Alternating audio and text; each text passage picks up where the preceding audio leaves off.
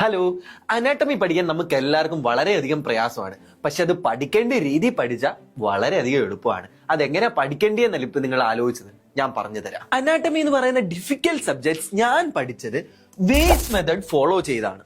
അതെങ്ങനെയാണെന്ന് ചോദിച്ചാൽ, first of all we four visual. നമ്മൾ ഏത് ബോഡി സിസ്റ്റത്തിനെയാണോ പഠിക്കുന്നത്, ഏത് ബോഡി പാർട്ടിനെയാണോ പഠിക്കുന്നത്, അതിനെ ആദ്യമേ വിഷ്വലൈസ് ചെയ്യുക. രണ്ടാമതായിട്ട് ആക്ടിവിറ്റി, അതായത് നമ്മൾ നമ്മുടെ ബോഡി സിസ്റ്റം തന്നെ യൂസ് ചെയ്തിട്ട് അനാട്ടമി പഠിക്കുന്നു. അതിലൂടെ മസിൽ മെമ്മറിയാണ് നമ്മൾ യൂസ് ചെയ്യുന്നത്. So muscle memory equals greater recall capability. Third one C for clinical relation.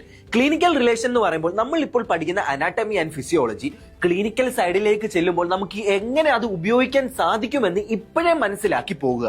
E for examination link, അതായത് അനാട്ടമി പഠിക്കുമ്പോൾ പ്രീവിയസ് ഇയർ ക്വസ്റ്റ്യൻ പേപ്പർ നോക്കി ആ ടോപ്പിക് എത്ര തവണ ചോദിച്ചിട്ടുണ്ട് എന്ന് നോക്കുമ്പോൾ ആ ടോപ്പിക്കിന്റെ ഇമ്പോർട്ടൻസ് നമുക്ക് മനസ്സിലാകും.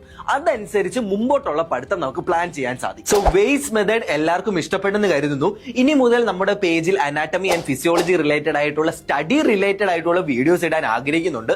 സോ നിങ്ങളുടെ ഫസ്റ്റ് ഇയർ കൂട്ടുകാർക്കും എക്സാമിനേഷൻ പ്രിപ്പറേഷൻ ചെയ്യുന്ന എല്ലാ നഴ്സസിനും ഈ വീഡിയോ ഷെയർ ചെയ്ത് കൊടുക്കും. ഫ്യൂച്ചർ റെഫറൻസിനായി ഒന്ന് സേവ് ചെയ്തും വെച്ചേക്കും. സോ അടുത്ത വീഡിയോയിൽ അനാട്ടമി പഠിക്കാൻ യൂസ്ഫുൾ ആവുന്ന കുറച്ച് ബുക്സ് ഞാൻ പരിചയപ്പെടുത്തി തരാം. അതുവരെ സ്റ്റേ ട്യൂൺഡ്. ബൈ.